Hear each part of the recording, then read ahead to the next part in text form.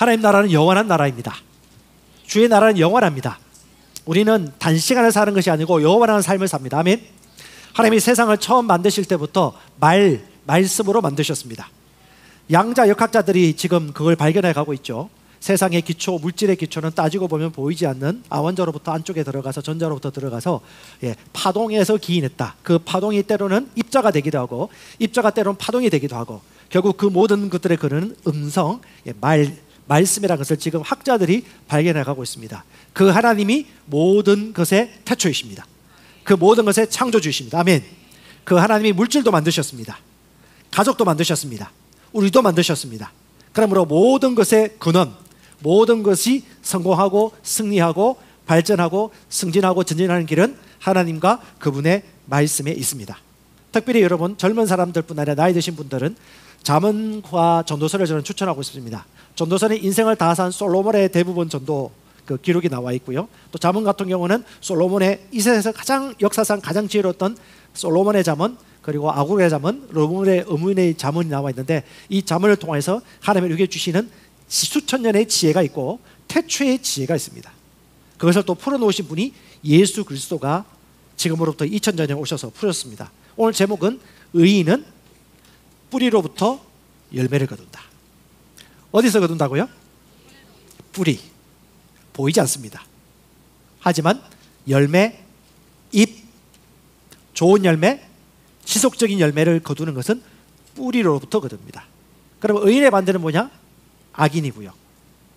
의인과 동의어는 지혜로운 자고요. 악인과 동의어는 지혜롭지 못한 어리석은 자입니다. 잠언서는 지속적으로 의인과 악인을 대비하고 지혜자와 어리석은 자를 대비하면서 우리에게 인생의 교훈을 주는데 그들이 하는 마음, 사고방식, 감정, 가치관, 선택이 그들의 인생을 결정합니다. 의인의 방식이 있고 악인의 방식이 있고 어리석은 자의 생각이 있고 지혜로운 자의 생각이 있습니다. 그 결과는 다를 거예요. 오늘 그 말씀을 여러분과 나눴으면 좋겠습니다. 오늘부터 약간의 시리즈로 갈 건데 의인은 뿌리로부터 열매를 거두는 영역이 여러 가지인데 오늘은 그 중심의 재정에부터 여러분과 나누도록 하겠습니다. 잠언 12장 12절입니다. 같이 읽겠습니다. 악인은 불의 이익을 탐하나 의인은 그 뿌리로 말미암아 결실하느니라. 한 번 더 읽을까요? 악인은 불의 이익을 탐하나 의인은 그 뿌리로 말미암아 결실하느니라. 자, 의인은 뿌리로 말미암아 결실합니다. 뿌리의 반대는 뭘까요? 잘 모르겠죠. 그래서 백과사전 확인해 보니까 뿌리의 반대는 줄기라고 하더라고요. 뿌리와 뿌리와 줄기의 차이는 뭐냐? 딱 그림을 보면 아시겠지만 뿌리는 땅 밑에 있습니다. 보이지 않아요. 그런데 뿌리를 박습니다. 뿌리를 박는 시간이 필요합니다.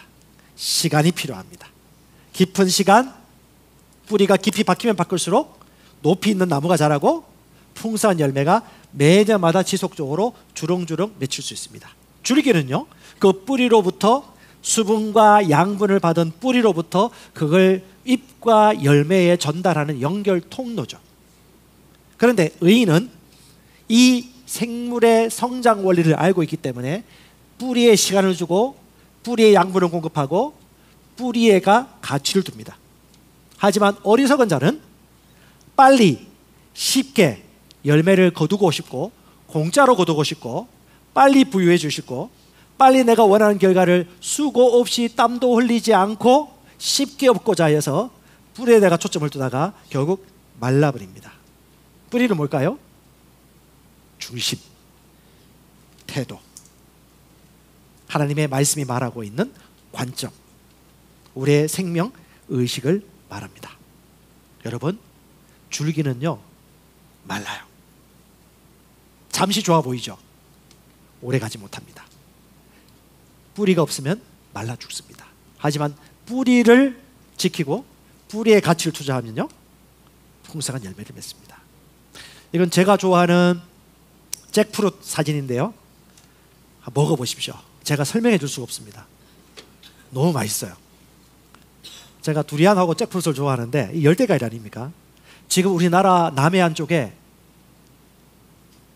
재배하는 데가 있더라고요. 근데 보면 뿌리로부터 깊이 박힌 나무에 이 두꺼운 나무 줄기 위에 어떻게 해요? 조금 대롱대롱 매달려 있어요. 너무너무 맛있어요. 이 열매가 어디서 왔느냐? 뿌리로부터 온 겁니다. 마찬가지입니다. 여러분, 건강 분야도 마찬가지예요. 오늘날 수많은 의학자와 많은 약사들이 증상, 그러니까 대증요법을 씁니다. 증상을 완화시키는 요법을 쓰죠. 특별히 여러분, 고혈압 같은 경우는 언제요? 대부분 환자들이 고혈압이 걸립니다. 왜? 시간이 지나면 지날수록 우리 몸 안에 펌프가 심장 아닙니까? 이 펌프가 펌프질을 해요. 피를 온 모든 몸에 말초신경, 머리, 발, 다리 뭐 저쪽에 피를 다 흘려보내야지. 왜? 물이 들어가야지 밭이 싹을 피우고 꽃이 열매를 맺듯이 모든 몸 구석구석에 피가 골고루 가야 되는 겁니다. 그러니까 어떻게 해요? 펌프질을 해서 잘 보내는데 나이가 들면 들수록 이게 노화가 되는 거예요. 그럼 어떻게 해요? 더 세게 펌프질을 해야 돼. 그래야 더 멀리까지 갈 수 있어. 왜? 멀리까지 피가 가지 않으면 염증이 생기거나 각종 질환이 그 부위에 생기거든요. 그래서 어떻게 해요? 나이가 들면 들수록 뭐가 올라간다? 혈압이 올라가요. 그런데 여러분, 혈압 기준이 140으로 정해져 있단 말이죠. 나이 들면 140, 150, 160 이게 올라가는 게 뭐냐? 인체의 신비예요. 왜? 몸이 죽으면 안 되니까. 각 신체마다 물이 가야 되니까. 그런데 오늘날 수많은 의학적인 소위 상업주의에 빠져있는 사람들 같은 경우는 이 진리와 진실을 한 의학서적 한 3, 40권만 읽어보면 충분히 이해할 수 있음에도 불구하고 모두가 고혈압을 약을 먹죠. 필요한 부분은 먹긴 먹어야 됩니다. 하지만 그 수치를 누가 정했어요? 140이라는 수치. 아유, 누가 정했다 하잖아요. 아, 신기하네. 2부마다 항상 우리 울부짖어주는 우리 아이가 있어서. 그 수치를 누가 정했을까? 한번 연구해 보세요, 여러분. 그 수치를 정하는데 터무니없이 정하면요, 나이 들면 자연스럽게 혈압이 올라가는데 수치를 낮춰버리면 누가 돼? 다 고혈압 환자가 돼버리는 거예요. 그래서 자기 나이에 90인가? 그렇게 더하면 보통 자기 혈압의 수치와 정상이라고 생각하는데 결국은 여러분 계속해서 약을 주면 어떻게 될까요? 혈압을 낮추죠, 인위적으로. 그럼 혈압을 낮추면 어떤 일이 벌어집니까? 멀리까지 피가 안 가요. 그럼 피가 가지 않는 그 부분들은 염증이 생기거나 질병이 생깁니다. 그럼 어떻게 해요? 약을 부르는 악순환이 계속되는 겁니다. 이건 뭐예요? 자연 생장 원리가 아닌 거죠. 이건 뿌리 요법이 아닙니다. 줄기 요법입니다. 재정도 마찬가지입니다. 관계도 마찬가지입니다. 자녀 교육도 마찬가지고 모든 면에서 하나님이 주신 근원이 있습니다. 그게 뭐냐? 뿌리로부터 열매를 거두는 것입니다. 재물도 마찬가지입니다. 여러분, 성경에는 뭐라고 말합니까? 오늘 제가 누가복음 16장 이야기를 여러분 얘기해 줄 건데 이걸 여러분 윤리적으로 성경을 읽으시면 안 돼요. 대한민국 성도들은 워낙 유교적 영향을 많이 받아가지고 모든 걸 다 도덕으로 보려고 하는데 그러면 예수님이 아주 비도덕적인 이상한 사람이 돼요. 절대 의인은 하나님이십니다. 절대선은 주님이십니다. 아멘.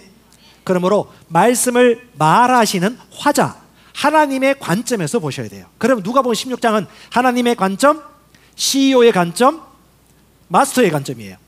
그러면 경영하는 자로서 하나님이 뭘 말하는지 화자의 관점에서 본다면 이건 윤리적인 접근이 아니에요. 자, 누가복음 16장에 보면 간단하게 제가 얘기를 해드리겠습니다. 한 청지기가 주인으로부터 권한을 이어받아서 경영 관리를 했는데 자산을 까먹고 있다는 소문이 주인에게 들린 겁니다.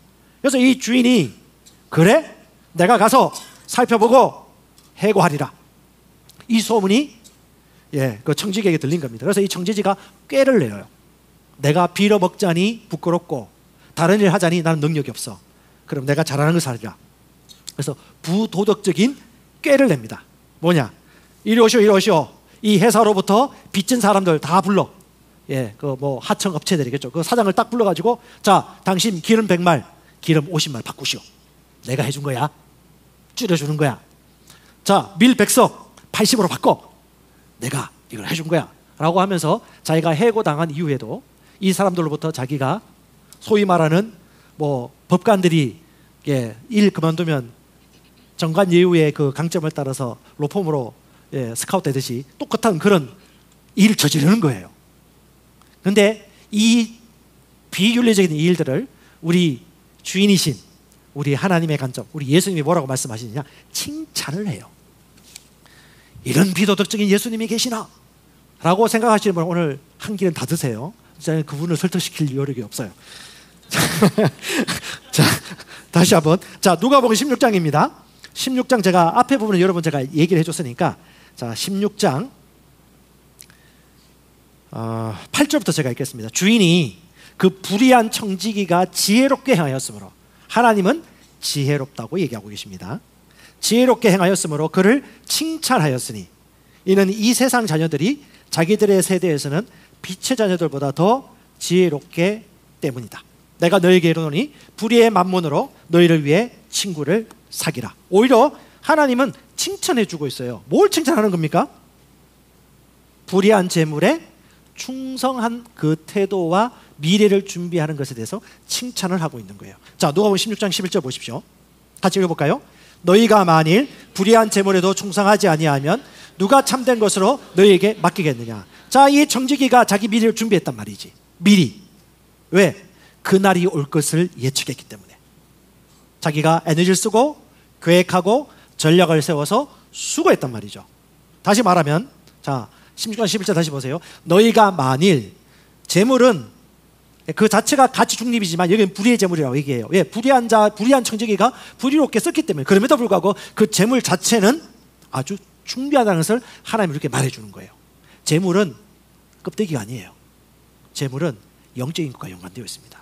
재물을 대하는 태도는 인생을 사는 태도입니다. 재물을 관리하는 능력은 인생을 관리하는 능력과 아주 밀접하게 연관되어 있어서 하나님은 중요하게 보십니다. 뭐라고 말하느냐? 불의한 재물에도 충성하지 않으면 누가 참된 것으로 너희에게 맡길까? 이 무슨 말이에요?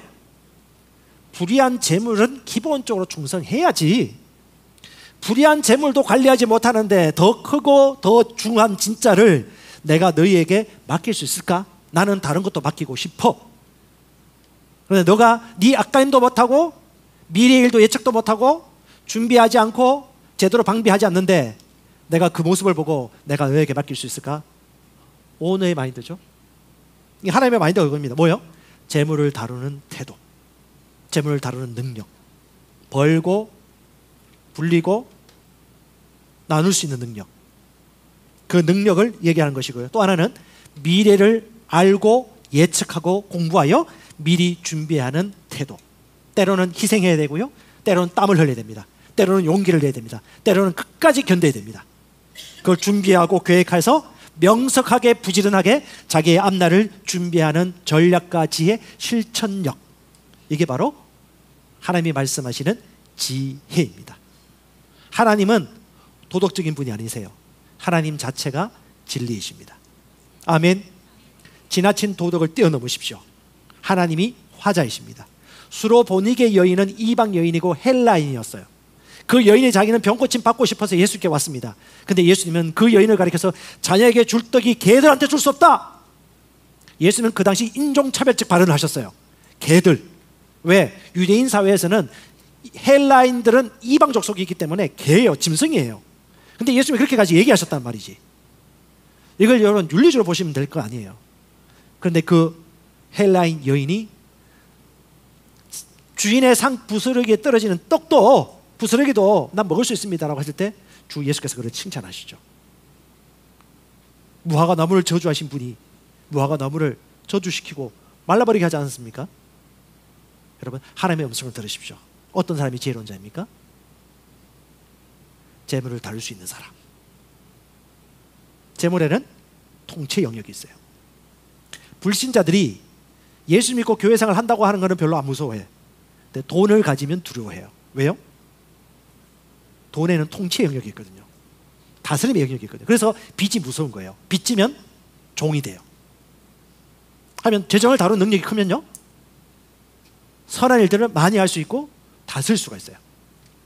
물론 오늘 그 한계성과 방법을 여러 가지 얘기해 줄 겁니다. 그럼에도 불구하고 여러분 기억하십시오. 성경은 잠언서를 통해서 이 원리를 예수님이 누가복음 16장에 풀어줬을 뿐 아니라 잠언서를 통해서도 우리에게 다시 한번 동일한 방향으로 얘기해 주고 있습니다. 자, 잠언 6장 8절 읽어볼까요?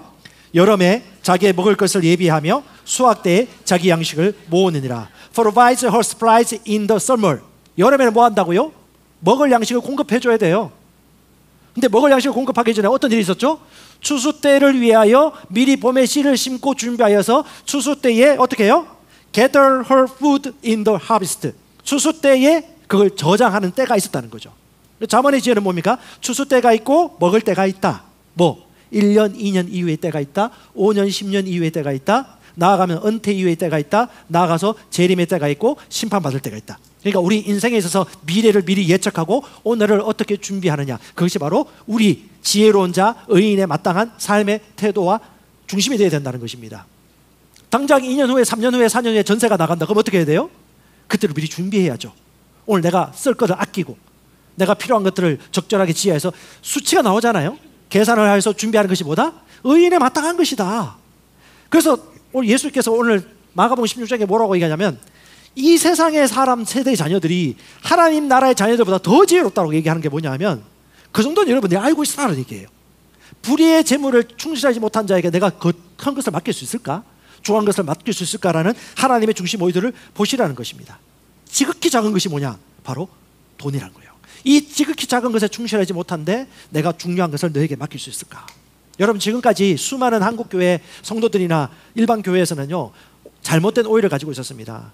까마귀를 항상 불렀어요. 까마귀가 항상 먹여준다. 우리 하나님 까마귀 보내주신다. 여러분 정확하게 보셔야 돼요. 성경에 보면 까마귀는 항상 나타나는 게 아닙니다.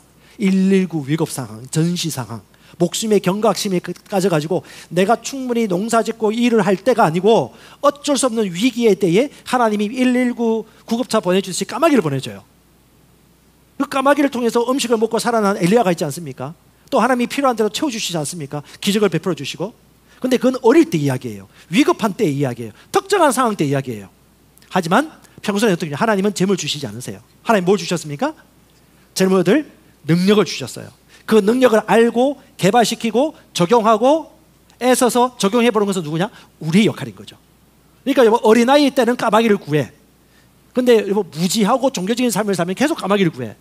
그럼 까마귀가 나만 하지 못해요. 지금 갈 데가 많은데. 까마귀는 어린아이를 위한 것이 아니라 특정한 상황을 위한 거예요. 그럼 하나님은요, 우리 안에 계셔서 말씀의 지혜와 계시를 깨닫게 해주셔서 성경의 원리를 따라 봄이 되면 씨를 뿌리고 여름 되면 물을 주고 땀을 뻘뻘 흘리고 하나님의 정하신 생물의 생장 시점이처럼 원인이 있으면 결과가 나오듯이 결과만을 다루지 않고 증상만을 다루지 않고 원인요법, 치료요법, 증상, 밭을 다루고 뿌리를 다루면 올바른 열매, 올바른 건강, 올바른 재정의 결과가 나온다. 그러므로 게으르지 말고 열심을 품고 성실하게 땀을 흘리고 그것에 인내에 대한 보상을 너희가 얻는 것이 마땅하다라고 하는 것이 핵심이 이 잠언서에 계속해서 나와요. 그래서 잠언서에서는 재정에 대해서, 인내에 대해서, 땀을 흘리는 노동의 수고에 대해서, 그리고 말에 대해서, 그리고 지혜를 품는 겸손한 태도에 대해서 지속적으로 반복적으로 우리에게 얘기해 주고 있습니다.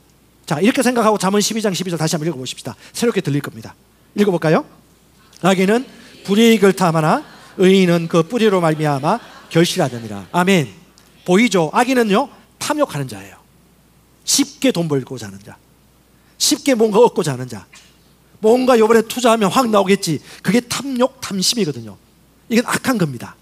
이건 어리석은 자입니다. 패가 망신해요. 그래서 이렇게 살지 말라는 거예요. 불이익을 탐하는 악인이 되지 말아라. 의인은 뭘로? 뿌리로 말미암아 결실한다. 그러니까 뿌리의 반대가 뭐예요? 요행, 행운을 바라는 거. 땀 흘리지 않고 수고하지 않고 짧은 기간에 뭔가 한 방, 두 방, 세 방도 아니야, 한 방. 이거 아주 어리석은 자의 짓이라고 얘기해 주는 겁니다. 외모를 취하거나 사람에게 인정받는 거. 그래서 그리스도인들은 절대 이런 유혹에 넘어가지 마셔야 됩니다. 절대. 그럼 중심은 뭐냐? 바로 우리의 중심, 태도, 우리 중심의 믿음, 인내, 그리고 인생을 향한 성경적인 태도 중심을 얘기하는 겁니다. 그 태도를 정확하게 가지면요, 재물에 대한 열매가 맺히고, 관계에 대한 열매가 맺히고, 건강에 대한 열매가 맺히고, 말에 대한 모든 열매가 맺힙니다. 그래서 그 태도가 오늘 제가 시리즈 첫 번째 재물에 대해서 나눌 건데 다음에는 말에 대해서 나눌 거예요. 그게 재물에 대한 중심, 말에 대한 중심, 언어에 대한 중심, 정직에 대한 중심, 또 기타 삶에 대한 수많은 중심이 있습니다. 그걸 여러분 순전한 마음으로 말씀을 있는 그대로 받는다면 그 열매가 그대로 나타날 것입니다. 하지만 이런 사람들은 시간이 오래 걸려요. 이걸 먼저 제거하셔야 돼요. 왜? 관이 뭐가 막혀 있으면 피가 안 통하듯이 깨끗하게 비워줘야 되는데 그걸 사람마다 다 속도가 달라요. 어떤 사람은 또 동일한 메시지 들어도 엉뚱한 소리 하기도 하고, 어떤 사람은 아는 것 같은데 너무 느리게 변화되고.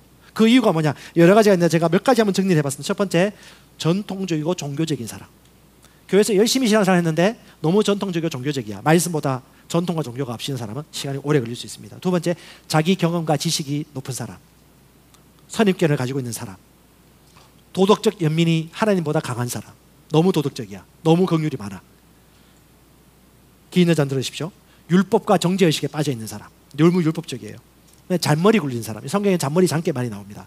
잔머리 줄기입니다. 줄기. 뿌리가 아니고 잔머리 굴리지 말아라. 이렇게 얘기합니다. 성경에. 재밌습니다. 그 다음에 마지막 거짓말. 거짓말을 습관처럼 하거나 거짓을 밥 먹듯이 하시는 분들은 이걸 누릴 수가 없죠. 특별히 오늘 여러분 재정 분야는 보이지 않는 영역과 연관되어 있습니다. 사람은요 정신계, 보이지 않는 영적인 영계, 정신계 그리고 보여지는 물질계하고 깊이 있게 연관되어 있습니다. 자, 쉽게 얘기하면 정신계라고 생각해 보십시다. 정신계에서 우리가 믿고 확신하는 것들이 인내하고 때가 되면 그게 물질계에 나타나요. 그게 무슨 원리냐? 믿음의 원리예요. 근데 이것이 생명의 말씀이고 생명의 지식이고 정확한 마인드야. 그 정보가 있어요. 그걸 있는 그대로 받으면요 결국은 드러나거든요. 똑같습니다. 증명될 때에는 이미 나타난 거예요.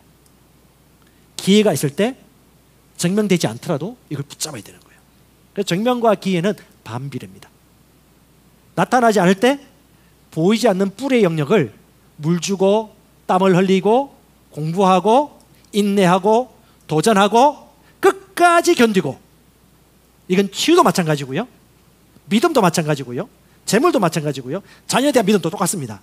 뿌리로부터 열매를 거두기 때문에 지금 당장 나타나는 보여지는 것들에 대해서 포기하거나 다시 뿌리를 팔지 말고 그 깊은 뿌리로 지속적으로 확신과 인내를 가지고 걸어가는 거죠. 그걸 위해서 가장 중요한 게 뭐냐? 결국은 원칙이 있어야 됩니다. 기준이 있어야 됩니다. 그 기준이 어디서 오느냐? 바로 말씀에서 오는 거예요. 그래서 삶은 확신과 믿음의 영역이지 정상의 영역이 아닙니다. 고혈압도 여러분 건강사적을 조금만 읽어보면 그 본질은 알아요. 약으로 해결할 수 없다는 걸 알아요. 그러면 근원을 해결할 수 있는 방법이 여러 가지 있다는 걸 스스로 공부하고 찾아야 됩니다. 저는 알고 있지만 얘기 안 합니다. 스스로 공부하시라고. 재정도 마찬가지고 건강도 마찬가지고. 제가 왜 가르쳐줘요? 못 알아들을 건데. 자기가 해야 돼요. 자기가 사다리 놓고 자기가 땀을 흘리고 수고하고 공부하고 책도 읽고 성령의 계시를 받으셔야 됩니다. 왜? 하늘에 속한 정보는 성령의 계시가 있어야 되거든요. 그러면 어떻게 해요? 우리가 방언으로 기도하는 이유가 뭐냐? 영적인 지식과 지혜가 우리 앞에 깨달아지도록 하나님께서 도와주시도록 우리 영을 바깔고 활성화시키는 작업이거든요. 그리고요, 세가족반, 양육반, 예수 성교사학교 하면서 어떻게 해요? 말씀하는 지식이 실제로 살아나지고 그걸 누군가에게 가르쳐줄 때 그게 더 정확하게 알게 되어지죠. 제가 벌써 코치를 오랫동안 했는데 예수 성교사학교 이번에 제가 21기 하면서 그 은혜 때보다 지금 열심히 하고 있어요. 제가 제일 은혜 받고 있어요. 옛날에 안 들렸던 게 들리고, 이게 우리 김종훈 최수민 목사님 부부가 이제 70 넘어가시면서 연륜과 경륜이 있으시잖아요. 그래서 그 동일한 주제였지만 그것이 인생의 깊이가 되어가면 갈수록 두 가지 큰 차이가 나는데 뭐냐면 삶을 보는 삶의 생각의 깊이가 깊어진다고 합니다. 그리고 사물이나 모든 상황을 이해하는 이해가 넓어진다고 그래요. 그 메시지가 너무너무 잘 들려가지고 지금 제가 까맣게 요약하면서 지금 공부를 배우고 있는데 마찬가지입니다. 여러분, 의인은 뿌리로부터 열매를 거둡니다. 그 뿌리가 어딨냐? 바로 말씀 안에 있어요. 금방 안 될 거예요. 하지만 포기하지 마십시오. 수고하고 땀 흘리고 정확한 원리와 원칙과 확신과 믿음이 있다면 하나님이 약속하신 그 결과를 반드시 얻게 될 것입니다. 아멘. 똑같습니다. 첫 번째, 오늘 재정에 대해서 세 가지 주제가, 첫 번째, 지극히 작은 일에 충성한가. 이 지극히 작은 일이 뭐냐? 바로 재물이고 재정입니다. 자, 누가복음 16장 10절 같이 읽겠습니다. 지극히 작은 것에 충성된 자는 큰 것에도 충성되고 지극히 작은 것에 불의한 자는 큰 것에도 불의하니라. 이제 오늘의 관점에서 보십시오. 하나님의 관점에서 보십시오. 지극히 작은 것을 맡겼는데 그걸 충성스럽게 하지 못했어. 그래서 난 더 큰 것을 맡길 수 없다는 의미입니다. He who is faithful in what is least is. 적은 것에 충성되면 어떻게 해요? Faithful also in much. 큰 것에도 충성된다라고 얘기해요. 이걸 좀 더 풀어서 설명해보면, 첫 번째, 작은 재물에 충실한가? 재정 관리하고 있는가? 미래를 준비하는가? 당장 내일 월세가 있고 당장 여러분 재정이 투입된다면 그걸 위해서 미리 준비하고 오늘 검소하게 살면서 미래를 준비하는가? 당장 1년, 2년, 3년, 5년 전세 사는다는 전세 이후에 어떻게 할 것인가? 3년 후에는 어떻게 할 것인가? 10년 후에 어떻게 할 것인가를 미리 준비하는 거죠. 그걸 위해서 오늘 재물을 어떻게 충실하게 준비할 것인가? 미래를 준비할 것인가? 미래를 준비하는 사람 지혜로운 사람이라고 잠언서에서 얘기해 주고 있습니다. 여러분, 우리나라가 지금 경제 성장률이 너무너무 어려워요. 거의 0%대라고 지금 아주 위기를 느끼고 있습니다. 근데 우리 이웃 나라가 있습니다. 대만. TSMC와 더불어서 폭스콘이라는 회사는 원래 아이폰을 주문을 받아가지고 생산하는 업체인데 대만에. 근데 이 업체가 이제 AI 주문을 받아가지고 재생산하고 수출하는 기업으로 지금 거듭나고 있어요.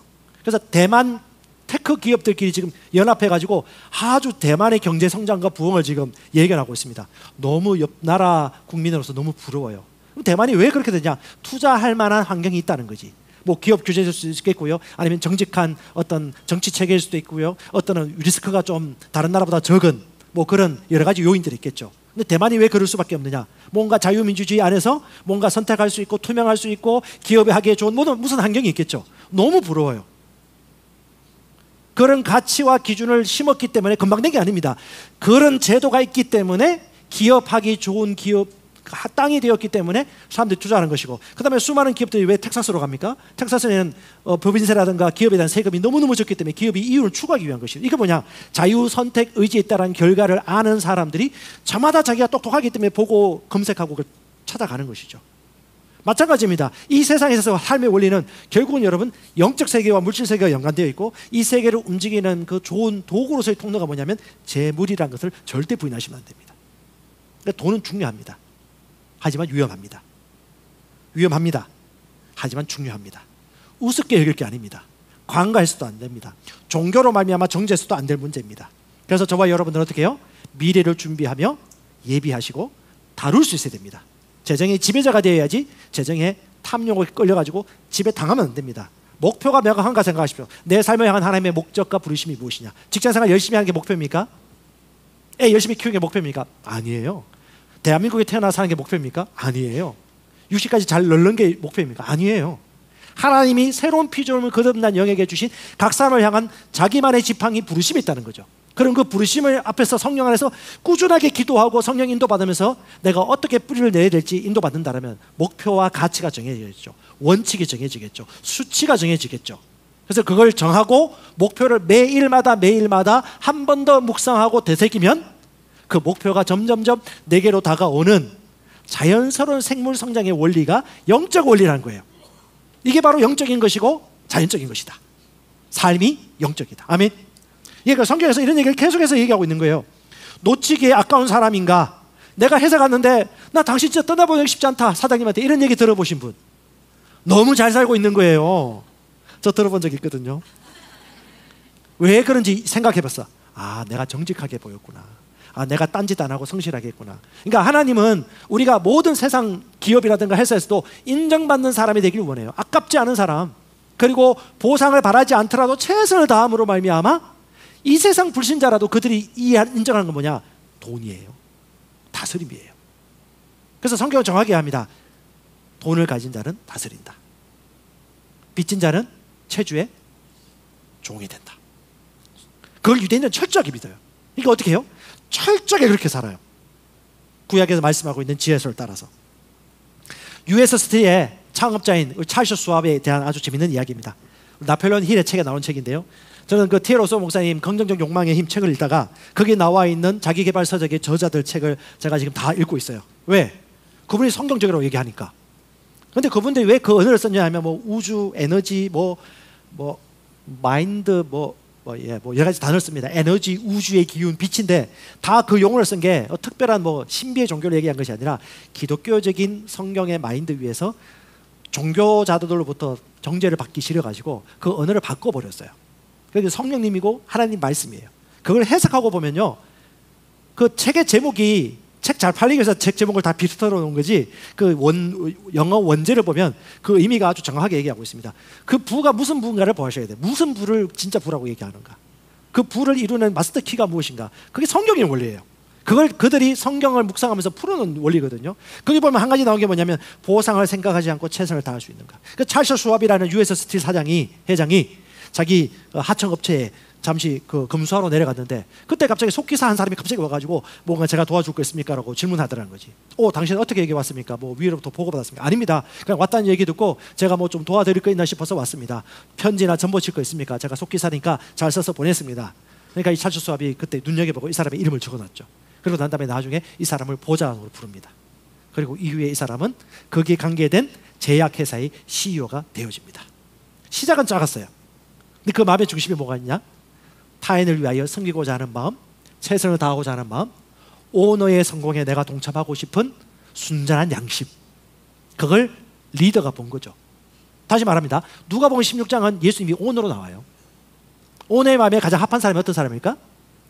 오너의 마음을 알고 오너가 원하는 대로 생각하고 행동하는 사람이겠죠. 놓치기 아까운 사람이겠죠. 그리고 이 사람은 미리 준비된 사람이죠.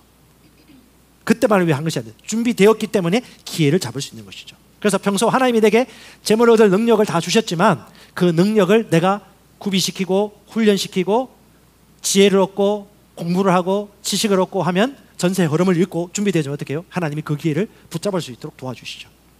그 안에는 사랑이 있고 인내가 있고 긍휼함이 있습니다. 큰 사람이 되어지도록 하나님이 만들어 놓은 것입니다.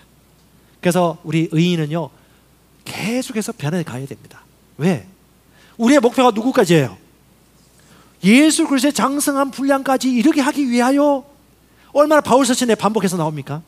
그러니까 예수의 분량까지 벌써 이르신 분 계십니까 혹시? 제가 배워올 거예요. 저도 같이 배울 거예요. 예수의 분량까지는 끝이 없거든요. 그러니까 어떻게 해요? 계속 떠는 해와 같이 점점점 빛나 어떻게? 정오의 빛같이 점점점 빛나가야 되는 거예요. 어떻게 해요? 절대 내가 여기 머무는 거 원치 않는다. 속도는 차이 있을지언정 계속 나는 변한다. 도전한다. 하나님의 완벽한 완숙한 그 성숙한 경지까지 이르도록 나는 계속해서 성장하고 걸어갈 것이다. 혁신을 이룰 것이다. 계속 운전 난폭하게 한 사람이 운전을 예쁘게 하고 폭언 퍼붓던 사람이 자신을 부끄러워할 줄 알고 시간을 지키지 못했던 사람이 시간을 지키고 대충 일했던 사람이 갑자기 직장 사장과 부장님에게 인정을 받으면서 늦게까지 일하면서 인정받는 직원이 되어지고 그 모든 게 뭐예요? 인격의 변화, 영적 성장, 삶의 변화입니다. 삶은 영적입니다. 재물에 대한 태도는 영적인 삶의 태도입니다. 아멘. 누가 내 치즈를 옮겼을까 책을 읽어보면 치즈는 계속 옮겨요. 계속 그 자리에 있지 않습니다. 5년 10년 전에 그와 내가 하나도 안 변했다. 그럼 우리는 지금 후퇴하고 있는 것입니다. 인생의 문제는 계속 와요. 제가 요즘 청년들을 만나면 결혼할 사람들도 있어요. 집을 구해야 될 사람이 있어요. 전세자금 준비하는 사람들도 있고요. 직장에 다니는 사람들도 있습니다. 계속해서 얘기해요. 5년 10년 후를 보면서 지금 오늘 최선을 다해야 된다. 재정적인 분야에서도 공부를 해야 된다. 영이 살아있어야 된다. 방언으로 기도하는 거 놓치지 말아라. 넌 남자잖아. 남자의 대체로 그 영적으로 좀 무감한 편이 있거든. 나도 그랬거든. 최소한 30분 1시간 정도 기도해라. 독서 일주일에 한 권씩 최소한 읽어라. 그리고 주일 예배 절대 빠지지 마라. 꼭 오란 얘기는 안 해요. 영상으로도 괜찮아. 하지만 핵심 메시지, 우리 교회가 어떤 방향으로 가고 있고 어떤 비전을 가고 있는지 네가 그걸 놓쳐버린다면 하나님이 3차원 세계에서 너에게 줄 것도 네가 놓칠 수 있다. 놓치지 마라 라고 계속 얘기하는 거예요. 왜? 계속해서 변화되고자 하는 의지가 있다면 계속해서 발전하고 성장하는 거죠. 성경은 말합니다. 에베소서 6장 6절에 눈 가름으로 일하지 말아라. 사람에게 잘 보려고 하지 말고 하나님께서 보고 계신다. 거짓된 저울은 가정하다. 정직하게 살아라. 그리고 사무엘상 2장 35절에도 얘기합니다. 주께서 예언적으로 얘기하시죠. 사무엘 때 내가 나를 위하여 충실한 제사장을 일으킨다. 그 충실한 기준이 뭡니까? 내 마음 내 뜻대로 행할 것이라고 얘기해요. 그러니까 하나님의 마음과 하나님의 뜻대로 행하는 사람이 가장 충성스럽다는 거죠. 사장님의 마음을 제일 충성스럽게 하는 사람이 가장 그 회사를 발전을 기여할 사람이죠. 이런 사람을 가르쳐서 성경에는 뭐라 그러냐? 잠언 25장 13절에 그 추수의 때에 그 더울 때 얼음 냉수 같은 사람. 잠언서가 얘기해 주고 있는 거예요. 성경적으로는 아마 이 선지자가 사무엘, 사독 선지자, 마지막 예수 그리스도가 아닐까라고 얘기하는데 저와 여러분들은 충성된 사람입니다. 아멘. 마지막 날에 더 빛날 것입니다. 우리는 뿌리로부터 열매를 거둡니다. 오늘 내가 어떤 곳에 뿌리를 두고 가치를 들이댈지 아는 자입니다. 아멘. 두 번째는요, 불의의 재물에 충실한가입니다. 불의의 재물. 자, 누가복음 16장 11절 한번 읽어볼까요? 너희가 만일 불의한 재물에도 충성하지 아니하면 누가 참된 것으로 너희에게 맡기겠느냐. All righteous mammon입니다. mammon이 신이 되는 건 뭐예요? 하나님보다 돈을 쫓으면 mam몬 신이 돼요. 하지만 하나님의 아들로서 재물을 다스릴 수 있다라면, 관리할 수 있다라면 여러분 좋은 도구가 됩니다. 근데 성경이 말하는 게 뭐예요? 불의한 재물에 충성하지 않으면 누가 참된 것을 너희에게 맡길까? 돈을 사랑하면 우상 숭배가 됩니다. 하지만 돈을 다루면 지혜로운 청지기가 됩니다. 잠언 12장 11절에 아주 중요한 지혜를 말하죠. 자기의 토지를 땀 흘려서 수고하고 오늘 인내하며 끝까지 견디고 그 원칙과 결과를 보기 때문에 끝까지 참는, 마음이 흔들리지 않는 그 사람은 그 토지를 경작했기 때문에 먹을 것이 많거니와 방탕한 것을 따르는 자는 지혜가 없느니라. 여기도 의인과 악인, 지혜자와 어리석은 자를 대비하고 있죠. 그걸 세 번역은 이렇게 번역합니다. 밭가는 사람은 먹을 것이 넉넉하지만 헛된 꿈꾸는 사람은 지각이 없다. 그리고 12장 12절을 증명해 주는 거예요. 악인은 어떤 사람이에요? 밭 갈지 않고 땀 흘리지 않고 까마귀만 기다리거나 아니면 쉽게 돈 벌려고 하거나 쉽게 뭔가 일확천금을 누리는 이 탐심에 사로잡힌 사람을 악인과 어리석은 자라고 얘기하는 겁니다. 이렇게 합니다. 악인은 불의한 이익을 탐하지만 의인은 그 뿌리로 말미암아 열매를 맺는다. 그 중심의 가치를 하기 때문에 오늘 씨를 뿌리고 수고하고 땀을 흘리고 인내하고 지식을 가지고 도전하고 참고 마지막 결론을 얻는 겁니다. 고통 없는 열매는 없어요. 고통이 필요합니다. 십자가 없이 영광이 없었어요. 마찬가지면 지와 계시를 얻는데도 인내가 필요하고 고통이 필요합니다. 수고하고 땀 흘리고 부지런해야 됩니다. 시간을 아껴 써야 됩니다. 얼마나 바쁩니까? 전 여러분들 진짜 칭찬하고 싶습니다. 그렇게 바쁜 사업도 하고 일도 하고 그렇게 힘든데 LTG 성경 읽기를 하면서 하나님 말씀대로 살고 싶어가지고 성령의 인도를 구하는 저보다 훨씬 낫습니다. 진짜 칭찬하고 인정해주고 싶어요. 성경에는 직장생활하는 사람 예외, 사업하는 사람 예외, 6시 출근하는 사람 예외란 말이 없잖아요. 모든 사람이 주신 메시지 아닙니까? 근데 여러분들 저보다 더 힘든 환경인데도 불구하고 주님 나라와 의를 위해서 그렇게 성령 인도를 받고 하는 그 모습이 얼마나 귀합니까? 주님이 인정하는 거예요. 그러면서 어떻게 해요? 재정도 관리하고 미래를 위해 준비하고 오늘 땀을 흘리며 수고하는 겁니다. 이런 사람의 하나님의 약속이 뭐예요? 잠언 12장 24절 부지런한 사람이지 이 부지런한 사람의 손은 남을 다스리지만 게으른 사람은 남의 부름을 받는다. 통치한다는 거예요. 뭘로? 재물의 결과로. 그걸 무시하지 말라는 겁니다. 잠언 12장 27절에 부지런한 사람의 재산은 귀중하다. 땀을 흘렸지. 원칙을 가지고 투자했지. 그리고 너는 정확하게 그 원리를 알고 있지. 공부했지. 인내했지. 그렇기 때문에 그건 넘어지지 않는 거야. 게으른 사람은요, 사냥하고서도 고기 굽는 것도 싫어한대요. 고기 굽는 사람이 애쓰는 거 안 보여? 여러분 캠핑 가서 누가 고기 구우면 진짜 좀 맛있는 거 많이 주세요. 그 사람이 괜히 그 숯땡이 덮어 쓰면서 고기를 굽고 있지 않습니까? 고기 굽는 사람이 생산자지. 얼마나 고맙습니까? 잘 구워주시니까. 저는 고기 잘 못 굽습니다. 잘 구워준 사람 너무 귀해요. 근데 게으른 사람 고기까지도 굽기 싫어한대. 아무것도 하기 싫은 거야. 그럼 어떡해? 그냥 짧은 시간에 한 방, 두 방, 세 방도 아니야. 한 방. 네, 어리석은 자입니다. 잠언 13장 11절에는요. 헛되이 얻은 재물은 줄어들지만 어리석은 자죠. 수고하여 모으는 자는 재물을 늘리리라. 언제 재물이 는다고요? 땀 흘리고 수고해서 모을 때.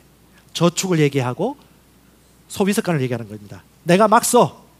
나 이 정도는 살아야 돼. 나 이 정도 입어야 돼. 나 이 정도 먹어줘야 돼. 나 이 정도 건강해야 돼. 그럼 언제 돈을 모아요? 3년, 5년 후에 그 일이 닥칠 건데 집이 바뀌고 계약을 해야 되고 노년이 되어지고 시간이 되어지는 거 어떻게 해요? 내가 지금 이 시기에서 어떻게 해야 될까? 수고하고 땀 흘려서 미래를 미리 준비해야 된다는 거지.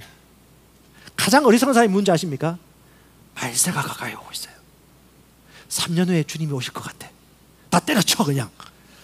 주님께 가서 기도원 가서 기도하자. 진짜 어리석습니다. 마지막 때가 다가왔으니까 우리 결혼도 하지 말고 애도 놓지 말자. 기도만 하자. 얼마나 극단적입니까? 성경은 알파 오메가 처음부터 마지막까지 우리에게 삶의 지혜를 주거든요. 미래의 시기를 미리 아는 사람은 그때를 준비하죠. 온라인 판매하는 사람도요, 온라인에 물건을 올리면요, 쿠팡 같은 경우는 2개월, 3개월 이후에 수입이 들어온다고 합니다. 그럼 어떻게 2개월, 3개월 동안 견뎌야 돼. 그럼 어떻게 온라인 사업을 하면 그때를 위해서 미리 2, 3개월 유지, 비축용 재물을 준비해놔야 되는 거지. 그리고 물건 들어가면 뭐 그냥 들어갑니까? 그만큼의 돈이 투자돼야 되지, 자본금으로. 그럼 그 돈을 미리 준비해가지고 내가 오늘 잘 못 먹고 잘 못 입지만 그때를 위해서 지금 땀 흘리고 수고하고 소비 패턴을 바꿔서 저축하는 거죠. 그럼 어떻게 해요? 지혜로운 자가 되는 거죠. 그럼 그 씨드문을 통해서 열매를 얻는 것이죠. 이것이 바로 성경적인 것입니다. 여러분 기억하십시오. 종교와 율법이 많은 세상의 마귀와 그 귀신들이 우리를 가난하게 만들고 있어요. 왜? 종교와 율법이. 무서워. 그 무서우면 어떡해? 두려움에 영향에 사로잡힌 거지. 자, 디모데전서 6장을 여러분 잘 해석하십시오. 오늘날 많이 이렇게 해석하는데요. 그러나 만족할 줄 아는 경건은 큰 이익이 되느니라. 우리가 세상에 아무것도 가지고 온 것이 없으며 아무것도 가지고 갈 수 없는 것이 분명하니 우리에게 먹을 것과 입을 것이 있으면 이것들로 만족할 것이니라. 자, 이 말씀은 보면 먹을 것과 입을 것이 있으면 난 이걸로 만족해. 진짜 여러분 먹을 것과 입을 것이 있으면 만족합니까? 그럼 더 이상 돈 벌지 마세요. 기초연금으로 살아가세요. 그냥 먹을 거 나오잖아요. 성경이 그 얘기를 한 겁니까? 그래서 이 말씀을 가지고 돈이 부유해지거나 좀 잘 살면 이 사람은 교만해서 악하게 될 확률이 높아, 절대 조심해야 돼 라고 하는 이런 종교적인 생각을 가지고 있는데, 더 정확하게 보십시오. 이 성경의 의미가 무엇입니까? 만족할 줄 아는 거룩함이에요. 만족하지 못하는 탐심, 탐욕, 더 부하고자 하는 욕심, 이게 무서운 거거든요. 자, 우리 그 자본가들이나 돈을 버는 사람들의 책을 읽어보면 항상 똑같단 말이에요. 돈이 있다고 행복하거나 욕심이 줄어들지 않는다. 더 무서워요. 근데 그걸 절제하는 거죠. 가장 힘든 절제가 두 가지가 있습니다. 야식 참는 거. 새벽 기도보다 힘들고 30일 금식 기도보다 힘든 게 야식 참는 거. 두 번째, 돈 욕심. 없으면 몰라. 좀 버는 사람이 좀 하면요, 어떻게? 내가 잘해서 그런 거라고. 내가 실력이 있어서 그런다고. 내가 잘했다고. 갑자기 하나님이 없어져 버려. 그리고 뭐라고 하냐? 먹고 살기 위해서 난 일한다고. 그게 뭐예요? 먹고 사는 것이 그 일에 있는 거예요. 이 사람은요, 자신의 공급자가 하나님이 아니라고 솔직히 고백하고 있는 겁니다. 여러분, 하나님이 주시는 공급자는 여러 가지가 있을 수 있어요. 말 똑바로 하셔야 돼요. 난 먹고 살기 위해서 일하는 게 아니다. 먹고 살기 위해 일합니까? 잘 생각해 보세요. 먹고 살기 위해 일합니까? 그게 우리 인생이에요? 그럼 일하는 이유가 먹고 살기 위해 일하는 거예요? 태어난 이유도 일하기 위해 태어났고, 일하는 이유는 먹고 살기 위해 일하는 거지. 그럼 그 뿌리로가 뭐예요? 아, 물질적 존재구나. 영원한 비전과 삶은 없는 거구나. 여러분, 오늘 잠언서도 말을 얘기하고 있는데 이게 어디서 나온 거예요? 뿌리로부터 나온 거거든요. 내가 하는 말이 어떤 뿌리로부터 나오느냐. 주님이 우리의 공급자입니다. 아멘. 주님이 이렇게 줄 수 있고 저렇게 주실 수도 있지만 말 똑바로 하라고 그래요. 농사는요, 땀을 흘리고 씨를 뿌립니다. 그리고 때가 되면 열매가 나요. 그때를 지득히 기다리면서 수고하고 땀을 흘리죠. 종교생활을 말하는 게 아닙니다. 그래서 하나님께서 야, 어차피 사람이 죽으면 어떻게 해요? 싸들고 가지 않아. 뭔 욕심을 그렇게 부려. 뭘 그렇게. 이게 탐심입니다. 이 탐심은요, 패가 망신하게 합니다. 주님이 그걸 주의하는 거예요. 자족해라. 만족해라. 네가 땀을 흘리고 네가 목표를 정하고 성령의 말씀에 따라 씨앗을 뿌리고 인내했다라면 그것에 대한 보상이 오는 것으로 만족해야지, 그 이상의 탐심과 욕심을 갖지 말아라. 그걸 우리에게 얘기해 주는 겁니다. 여러분, 형통의 개념은 무엇입니까? 하나님이 내게 맡겨주신 일들을 위하여 전혀 부족함이 없는 상태거든요. 그럼 어떻게 해요? 계속 발전해야 돼요. 하나님이 이것만 먹고 떨어져라 이렇게 하실까요? 아니요. 더 선한 일에 열심히 하는 친백성이 되도록 부유하신 분이 우리를 위하여 가난하게 되신 것은 그의 가난으로 말미암아 우리를 부욕케 하려 하십니다. 선한 일들을 위하여 하나님은 우리에게 전혀 부족함이 없기를 원하십니다. 아멘. 근데 그것도 여러분, 아까 혈압 수치처럼 자기가 기준을 정하기 나름인 거예요. 그건 선택은 자기가 하는 겁니다. 가난하게 살 수도 있고 형통하며 살 수도 있고 주는 자로 살 수 있고 꼼치고 살다가 가도히 아껴가지고 가난해질 수도 있겠죠. 성경은 여러 가지 얘기를 해줍니다. 마가복음 4장 19절 얘기합니다. 세상의 염려와 재물의 유혹과 기타 욕심은 충동이에요. 충동. 이 탐심이 올라오는 거야. 그 탐심이 들어와 말씀을 막아 결실하지 못하게 되는 자다. 진정한 공급자는 하나님이십니다. 우리는 자족합니다. 그리고 땀을 흘립니다. 그리고 절대 우리는 이 자리에 멈출 수가 없습니다. 아멘. 계속 발전해야 돼요. 계속 성장해야 돼요. 날에서 날로, 점점 영광에서 영광으로. 절대 10년 전, 5년 전 하고 지금 내 모습이 똑같다. 그럼 여러분, 반성하고 하나님이 주신 계시와 지혜 안에서 계속해서 성장하세요. 모든 면에서. 그래서 적용을 좀 몇 가지만 하겠습니다. 첫 번째, 큰 욕심을 내지 마십시오. 이건 탐심이고 충동입니다. 큰 욕심. 이게 뭐냐요? 하나님 앞에 말씀에 벗어난 자기 욕심, 탐심이에요. 내가 최선을 다하고 인내함으로 보상을 얻는 건 괜찮습니다. 그 이상 욕심을 부리면 그 사람은 패가 망신하고 그건 어리석은 자입니다. 두 번째, 버는 것보다 적게 쓰십시오. 두 번, 세 번 얘기해도 부족함이 없어요. 버는 것보다 많이 쓰는 사람은 빚져요. 빚지는 사람은 지배당합니다. 그런 사람은 신용카드 잘라야 돼요. 잘리기 싫은 사람 안 잘라도 됩니다. 신용카드는 미리 앞당겨 쓰는 거예요. 그 말은 뭐예요? 내가 지금 생산력이 없음에도 불구하고 미리 지출력을 키워가지고 빚 시스템으로 살아서 신용회사 안내원이 전화 오도록 만드는 종의 삶을 살겠다는 거지. 근데 그걸 그렇게 살면서도 벗어나지 않고 노력하지 않는다면 이건 어리석게 산다는 거예요. 그래서 버는 것보다 적게 쓰라. 그 다음에 세 번째, 저축해라. 시드머니. 우리 청년들 얘기합니다. 3천만 원, 5천만 원, 1억부터 모아라. 20대, 30대 때 이 정도 자금을 모으면 그 다음 단계로 뛰어올 수 있다. 열심히 해라. 그리고 여러분 아시겠지만 투자는 어느 정도 필수가 되는 시대가 됐다. 투자하면 왠지 재물을 추구할 것 같은 사람들은 이 기막으세요. 그래서 줄 거 놓은 겁니다. 기막을 하고. 근데 왜냐하면 여러분 짜장면 값이 올랐어요. 제가 좋아하는 참치 캔이 1,500원, 2,000원 정도 했는데 지금 3,000원 됩니다. 참치가 금이 붙었습니까? 특별한 양념이 들어갔습니까? 아니요. 돈이 녹아내린 거예요. 인플레이션이에요. 돈은 계속 찍어내니까 어떻게 화폐 가치는 떨어지죠. 부동산도 올라가고요. 땅도 올라가고요. 음식물도 원자재도 올라갑니다. 그럼 어떻게 해요? 은행에다가 돈을 집어넣으면 돈이 어떻게 해요? 녹아지죠. 이게 기본 상식 중에 상식 아닙니까? 그럼 그리스도인들은 어떻게 생각해야 돼요? 하나님의 말씀을 따라 내가 지혜로운 청지기가 되어야 되는구나. 어떻게? 미리를 준비해야 되는구나. 5년 동안에 이 100만 원 넣어놓으면 어떻게 해요? 50만 원 쭈그릴 수 있겠구나. 심지어 베네수엘라 같은 경우는 10만 원, 5만 원 될 수 있겠구나. 라고 하면서 공부하면서 어떻게 해요? 지혜롭게 투자를 하겠죠. 지혜롭게 공부하고 땀을 흘리고 전문가가 아닌 이상 함부로 하면 안 됩니다. 일단 저축을 열심히 하셔야 돼요. 시드머니를 모으고. 목자의 마음은 어떨까요? 자녀가 건강한 뿌리로부터 열매 거두는 거 원치 않겠습니까? 헛된 줄기로부터 잠시 잠깐 얻는 부귀영화를 얻었다가 망하는 걸 원할까요? 그렇지 않잖아요. 성경에 계속 그 얘기 나오는 겁니다. 그 다음에 아주 중요한 겁니다. 뭡니까? 수입이 늘어도 소비를 늘리지 말아라. 수입이 늘면 나 이 정도 살아줘야 돼. 이거 아주 허영입니다. 제가 김준호 목사님 옆에 많이 있다 보니까 늘 듣던 소리가 있어요. 스타벅스 먹는 사람들 아주 싫어하셨어요. 근데 목사님 볼 때 절대 안 먹어요. 왜냐하면 50년대생이잖아요. 우리나라 보릿고개 그리고 그 전후 세대 아닙니까? 그 세대들은 엄청 아끼고 살아왔어요. 우리 다음 세대를 위해서.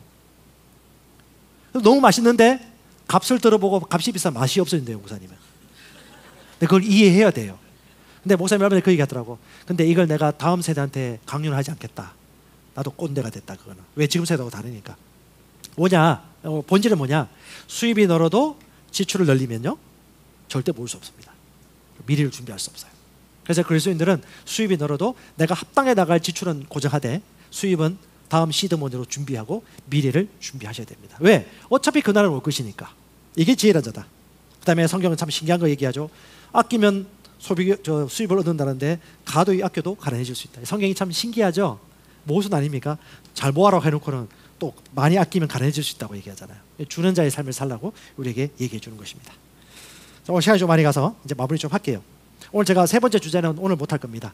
다음에 또 얘기할 것이고요.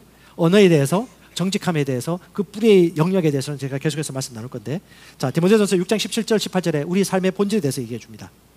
같이 읽어볼까요?